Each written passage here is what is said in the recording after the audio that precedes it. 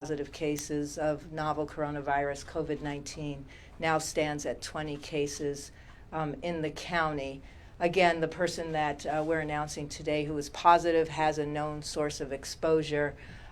So we still have just our one case where we suspect that there was community transmission. Nonetheless, as I've been talking for the last week, this is the time for everyone to start implementing some of the preparedness plans that we've asked you to put in place.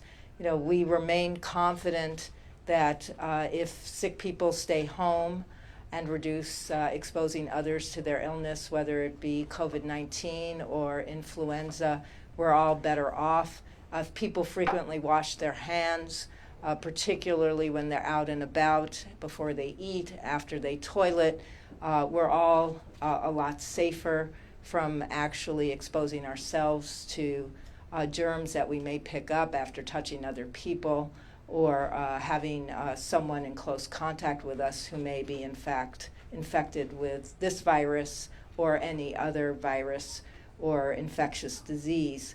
But it is the time to start thinking about limiting activities where you have a lot of exposure to the general public. This is particularly important for pregnant women, for older adults, and for people with serious chronic medical conditions.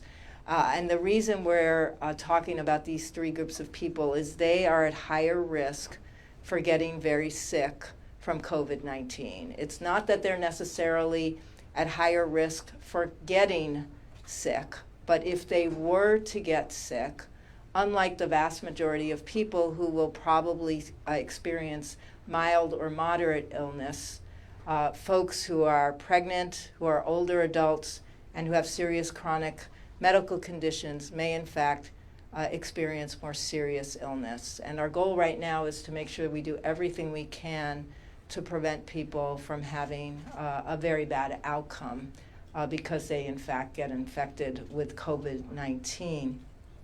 I want to say we are working starting tomorrow.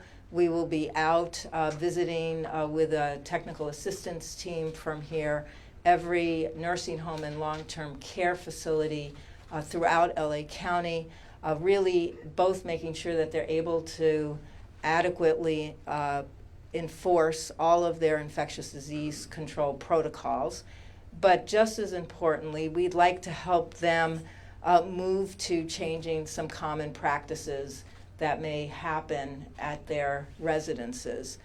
In particular, we are going to be recommending that the large community events that may happen in a community hall, at a nursing home, activities that involve large people getting together, sort of visitors who come in who are not checked to make sure that they are illness-free.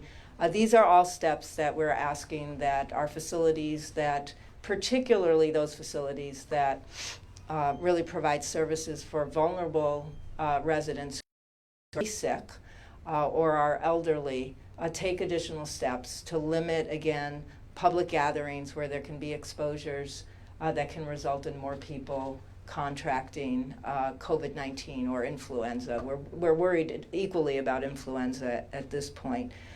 We also want to remind people that it really remains incumbent on all of us who are in contact with people who are elderly or people who have underlying health conditions to make sure that we limit our contact if we're sick. Even if we're caregivers, we need to be particularly careful that we're not inadvertently, when we're sick, transmitting illness to vulnerable people. And now I'm happy to open this up to questions. At what point do you take over and say, listen, this event is canceled, if the promoters will not? You know, I want to start by saying we've had no promoters who haven't wanted to work with us. And I'm really pleased, LA County. I don't know if we're unique, but promoters have actually reached out to us. And I want to reassure the public that we're working already on plans for what would events, large, particularly ticketed large event venues, need to do both now to really reduce unnecessary exposures, but should there be a point, as you mentioned, where it really would be the safest thing for those events to either close and postpone or to go to a spectator-free zone for continuing a sporting event, for example. And, I haven't had anyone say, we're not going to do it. We're independent. You'd have to order us. Like, no, everyone has said, yes, let's work together. Let's have the messaging straight. I think it's in everyone's best interest that we slow the transmission. The faster we slow the transmission, the faster we are in a recovery phase where we actually can go back and hopefully very quickly resume all of our daily normal activities. Right here. Just to double check, so it's only 3 cases that were reported late yesterday from Long Beach plus the 1 additional today? Today, we reported 2 additional yesterday. Yes, okay. And the LAX patient, when did they come through LAX? When were they transported? They came through yesterday, and they were transported immediately. And so 0 for Pasadena, right? So that's. As far as we know, 0 for Pasadena. I just want to explain that we all work together. I don't want the public to think, oh my gosh, like Long Beach does their thing and LA County does something different and then Pasadena does their thing. We all work together. Because this is an infectious disease, the authorities that are vested in our health officers need to be paid attention to. So the authority to issue a quarantine order or an isolation order rests with the health officer. And we have 3 different health officers. So for any cases that are positive in Long Beach and or in Pasadena, they need to go through those public health departments, both to be reported to those public health departments, and then those public health departments do what I've been saying we do. They follow all of the cases and they follow and identify all of the close contacts. Right here. Recommendation for K through 12 schools at this point? Yeah, our recommendation for K through 12 schools is, first of all, to do the same thing we're asking everyone to do, minimize any people coming into your building that are sick. Employees, visitors, students, everyone needs to not come into that building if they're sick. We've asked them to also enhance cleaning so that particularly of frequently touched spaces and places. We've asked them to have their plans ready. Should there be a case in a school, a positive case in a school, an actual confirmed positive case of somebody in that school building, we will be working with them on a recommendation that can include closing down that school. Right next to you and then up front. 2 questions. One, the individual that was intercepted at LAX, where is that person now? And secondly, can you give a few more details on his assisted care intercepts, the teams that are going out, how many assisted care facilities are you going to, and over what period of time do you expect that to be? Sure. All good questions. I actually am not positive where the new case is, but we'll get you that information. I believe they're at home, but I want to verify that. So we'll verify that and get you that information. The number of teams that I have going out, I don't know the exact number, but I know that we anticipate completing all of the visits in a week. I want to remind people that these are teams of folks who are made up of folks who are already our health inspectors in our healthcare facilities, because that's a program we manage here at the department. We inspect all of the healthcare facilities in the county, and it includes members of our strike team. The strike team members have currently been out doing assessments of all of our interim housing facilities, including our homeless shelters. And that will be completed as of today, and then we will switch and start the work on the nursing homes and the long-term care facilities. I don't have the exact number. I believe it's over 300, but we'll get you the exact number. Okay, up front, Sienna. 2 questions. If you're doing to prevent the homelessness community of getting it, they don't have a restroom, where are they gonna self-quarantine? And also, I know that according to the CDC website, there's been more than 3,000 tests, 4,000 tests in community. I know that it's spiked up. How are you guys monitoring these tests? There's not enough supply to. Yeah, so let me just talk about the testing again. So we have a public health lab that does testing. We have capacity right now, although we've ordered some new machines, to run about 50 tests a day. We have 2 commercial labs that have opened up in LA County, and we are trying to assess what their capacity is. But they obviously can run dozens and dozens of tests as well. So the capacity in LA County has either doubled or tripled in the last couple of days. And again, we're working, those labs are coming up to speed, so we'll be working with them to make sure that in fact we have good numbers as they become fully operational. There continues to be concern around people's access to testing, and I think it falls into three categories. One is, I want to get tested, so I'll go somewhere and get tested. As of this point in time, you need to work with a provider who decides that it's clinically appropriate for you to get tested. And in general, that means that you're symptomatic and or you've had close contact with somebody who's got a confirmed case, and or you're very seriously ill and we don't know what might be causing it. So these are folks who tested negative for a whole bunch of other things. They're generally in the hospital, they're generally in poor health, and now they're going to get tested to see if one of the reasons might be associated with COVID-19. But that's a decision that gets made by a provider and a person who sees a provider. So no matter what, or talks with a provider, you have to be symptomatic so that a provider will actually talk with you, or you have to fall in one of those risk categories where you had a close contact. If you had a close contact to a confirmed case, it is likely that we are talking to as the public health department because we follow up on those cases. The second issue is, okay, my provider and I agree that I should get the test, but my provider actually doesn't collect specimens at his or her office. How do I get tested? Again, your provider ought to know what facility you can go to where they're able to collect those specimens. And if your provider doesn't know, your provider has a special number to call us, and we will work with them to figure out where you would go to get that specimen collected.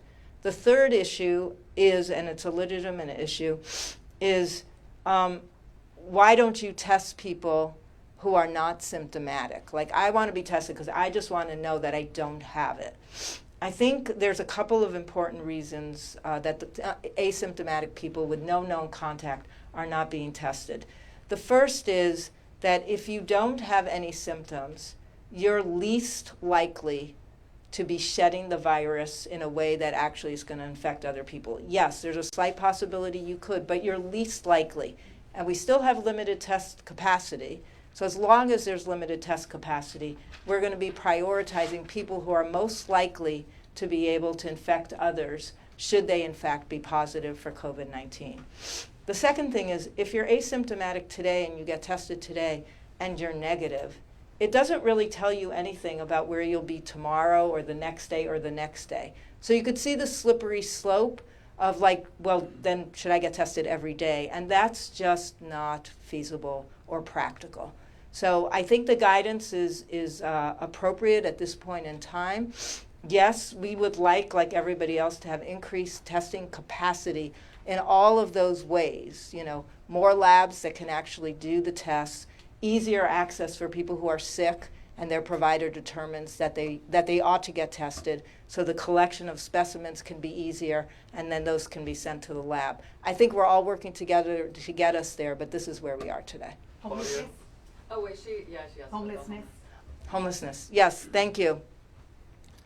Okay, I am confirming the new case that we announced today is at home in isolation. Homelessness, yes, we're working really hard. We share everyone's concern. This is a unique problem to LA County. There's no other county in the country that has 60,000 people who are experiencing homelessness on any given day. And about 45,000 of those are unsheltered. And as you all know, because we're the folks who announced this, the mortality rates amongst people experiencing homelessness are far higher than they are amongst people who are housed and don't experience homelessness, which means that people experiencing homelessness not only have a set of challenges, as you noted, that make it really hard for them to do what we ask: stay home when you're sick, wash your hands frequently, talk to your medical provider if you're feeling ill, but they're also at worse health than many other people. Because they're at worse health in general, for us, they are a high priority population that could, if in fact infected with COVID-19, also experience very serious health issues and illness and severe illness. what we are doing is we've created opportunities for all of the providers who work with people experiencing homelessness, both the shelter providers and the street team providers, and that's the county, family, and LASA, who really works with the private providers, are working together to come up with a plan that actually does three things. One is it ensures that our shelters, the shelters are able to take as many sensible precautions as possible to separate sick people from well people. We want people who don't feel well and are experiencing homelessness to get off the street, and we want them to go into shelters.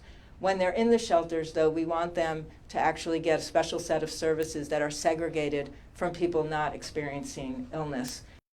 The reason why we surveyed 330 shelters over the last week was to actually be able to provide that kind of technical assistance to the shelters. The second part of this is that people experiencing homelessness have, like the rest of us, really good information about what they can do even while they're experiencing homelessness. So targeted information about what they can do and what they should know about novel coronavirus. So one thing is, we should never ignore people need to have good information, but the information that we need to give to people who are experiencing homelessness is information that's different from what you and I are getting, because the messaging can't be the same. We can't be telling people to stay home when they're sick. So we need to work on that messaging. We need to make it relevant. We've asked that there be an increase in the number of people who are working on the street outreach, and the teams that are doing street outreach are trying to figure out how to augment our ability to reach people. And obviously the name of the game is both to provide them with good information, and if they are ill, to move them into a shelter situation so that they're actually not unsheltered while they're experiencing illness, and to get them health care.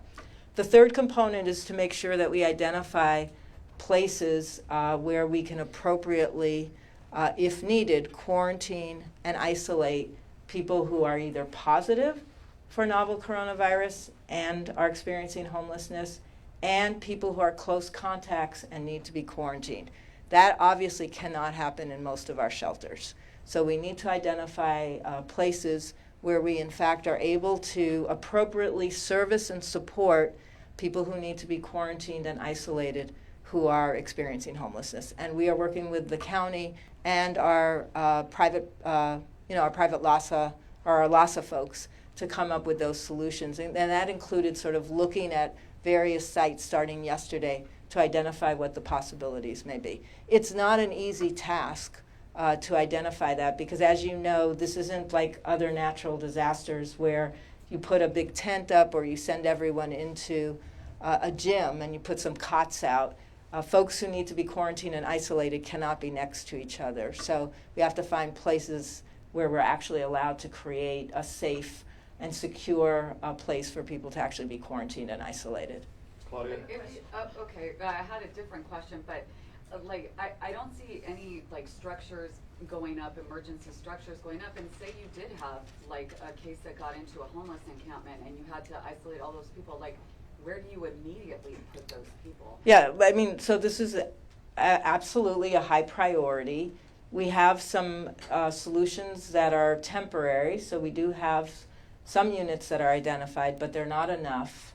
And we would be scrambling with a lot of difficulty should we have an outbreak that was more than a few dozen people right now. And so what we're preparing for is a situation where we need more than a few dozen people to be housed. Is there something you could do to not be scrambling? I don't know, would federal assistance? I mean, the idea is to get ready before it happens, right? Yeah, I mean, I think we're all realistic here that,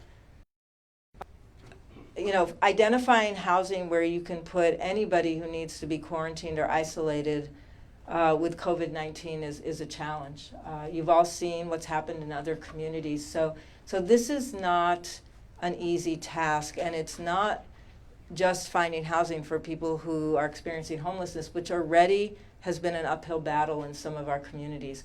This is compounded by people having fear that people in quarantine and in isolation might be placed in their community. So we have to do a lot of education so people understand when people are quarantined and or they're isolated, they don't walk about in the community and they don't expose other people. That's why we like to have a facility where people actually could go so that they can be safe, get all the services that they need, and adhere to our guidance that you really need to not be circulating in the public. But I don't think it's because people haven't been thinking about it or trying to work it out. I think it's because it's uniquely complicated because of the large numbers that we have here. So, all these procedures and steps are designed to slow the spread of the Yes. virus, not stop it. Yes. If that is the case, is it fair to say that it's going to be ubiquitous across the U.S. soon? And if that is the case, why slow it? Why delay it? Well, one reason, let me get to like how much spread. I have no idea. But what I do want to do is be prepared for it to be fairly common that there's a lot of spread. So I don't want to put my head in the sand and say, you know, we're going to do everything so perfectly here that we're not going to experience what other countries have experienced where there have been outbreaks, or even other cities in the United States. We have vulnerable populations and we have congregate settings where vulnerable populations are already located. And those are places where transmission is going to be fairly easy to happen. So I, like you, think, yes, we're going to have a lot of it. You do want to slow the spread. I mean, one is you do want to have this happen over a longer period of time so that we don't tax our healthcare system. So the real reason is to try to protect our healthcare system from being overwhelmed.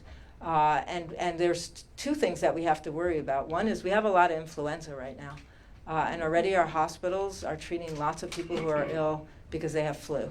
If we could get ourselves to slow this down enough and get out of the flu season, which usually ends at late April, early May, we would be heavily advantaged to having more beds available for people who might become ill with serious illness and novel coronavirus. But this will be commonplace a year from now, 2 years? You know, we have no idea if this is a virus that will circulate again. We have no idea if this is more seasonal.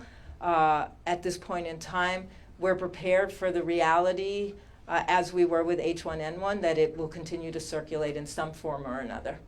Up front. Should people, if they have symptoms, should they not go into a hospital? They should not go Yeah. to an emergency You should not go into an emergency room if you have mild illness. And you should definitely call a provider before you go in anywhere unless it's an emergency. Obviously, if you have an emergency and you have serious illness, please either call 911 or go to an emergency room. If you have your own healthcare provider, the best thing to do if you're feeling sick, particularly if you're a person in one of those more vulnerable groups that I mentioned, elderly, underlying health conditions, pregnant, you need to call your provider right away. But what's the risk if you are homeless? You're gonna go to the ER. What's the risk of transmission to other people, other sick patients? I mean, if you've gone into the ER, you'll see that there's lots of protective activity that happens. It happens around flu. It's the same thing. So you don't, once you walk in and people identify that you may have a respiratory illness, you are isolated, you might be masked. But I want to say we have wonderful hospitals. They have great infection control processes in place.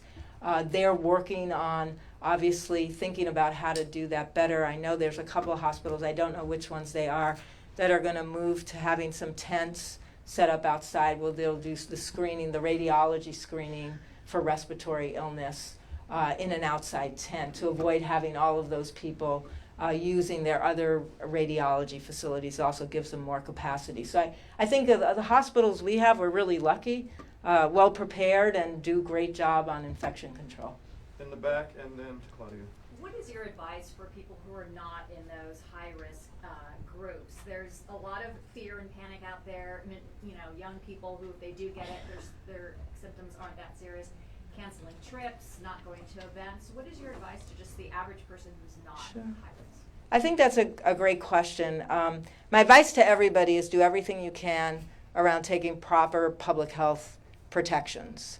If you are going to travel, and many people are going to travel, we encourage you to make sure that you're washing your hands frequently. You're not traveling if you're sick, particularly if you have any respiratory illness. You're wiping down the area where you're sitting on the plane. You're using hand sanitizer frequently. If it's a short trip, we would advise that you don't need to necessarily eat on the airplane. I mean, one thing just for everyone to realize is when you eat, you often put your hands in your mouth. So, you know, the idea here is to minimize the ability of you to actually come into contact with a virus and then take that virus and somehow get it into your mouth. We ask people to use common sense. If you're seated next to a person who's actively coughing, you should ask to get your seat moved. If you're planning, travel for, I know there's a lot of spring breaks that are happening. We think you should be very aware of what the federal guidance is at this point on travel outside of the United States.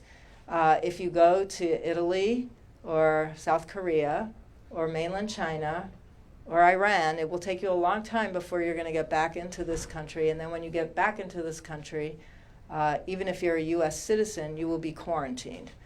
So people should know that before they go. If you're traveling to another area where there's an outbreak, you also run the risk of, in fact, becoming infected and then facing a similar situation when you return around being quarantined and or isolated if you're a close contact of a confirmed case. We also are very aware that as of yesterday, the advice is for people not to go on cruise ships right now. And we think people should take this advice seriously. It's not meant to sort of wreck your plans, but for everybody who's been on a cruise ship recently that got held up because of quarantine issues or people getting sick, you know how horrible that experience can end up being. So I think when the federal government says, this is not a time to take any cruise, people should pay attention to that. Claudia? Just given the limited amount of testing that's happened, the numbers are likely going to shoot up once testing ramps up. Should we have taken more like preventative measures earlier, like more dramatic measures, just on the presumption? Sure. It's a great question, and when we look back, we'll probably be able to really answer it.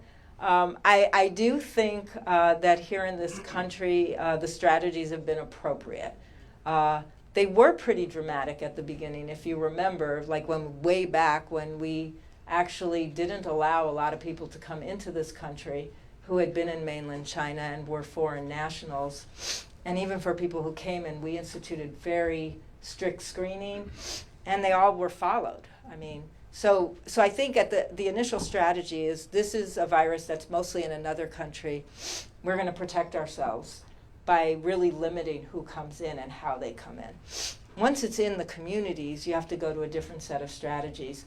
And I think we're being fairly proactive in actually moving ourselves from preparing and taking common sense precautions to now asking people who are vulnerable to take additional precautions and working with places where those people might be so they can take additional precautions. And then, should we get more cases, we'll be moving towards more community mitigation efforts. Jackie, and then up front. Question, how many tests are you running a day here with the health department? What's your capacity, and are you working with community clinics? So the answer is that we have capacity to run about 50 tests a day with our one machine. We work with all clinics and all providers across the county. How many are you able, or you got that one? Is the community clinic still reporting it straight to you, or? It's a mandatory report to us. The clinics don't, we're the lab, so we get the results. When the commercial labs are online, the commercial labs will also have to report the results to us. Everyone who tests needs to give those results to the public health department. Up front. Is anyone, any of the 20 cases, are any of them in grave critical condition? I would not be able to comment on any individual person's condition. Obviously, we do have a few people who are hospitalized, and people who are hospitalized generally have serious illness. These two will be the last The two. city of San Francisco yesterday announced a $5 million allocation for homeless care. Any special allocation along those lines for the city or county care? We haven't announced anything like that, but we have mobilized resources that are helping us right now get services out and increase our capacity to do all the steps I outlined. So, but we haven't made an announcement about how much money has been allocated. Okay, last question And already. did I, just to clarify, you said there was one case of community transmission, the Yes. rest were travelers or? The rest are either travelers or close contacts of known cases. All right. Thank you. Thank you very much. If you have questions for bilingual speakers, we have Korean available, Chinese available, and Spanish. Does anybody need Chinese or Korean? Okay, Spanish? Spanish. Okay, we got 3 Spanish. All right, Diana and our Korean speaker, we're good to go. ¿Podemos hacer un video? Hay una persona porque yo me tengo que ir. I'm a perfecto. Okay, thank you. All right. For our Spanish speakers, we have. I don't know, I was like, we have her, just talking to you about like. Yep, at the podium. Okay. Happens all the time. You know, I was just like, oh, it's just somebody that. Talking about. Excuse me.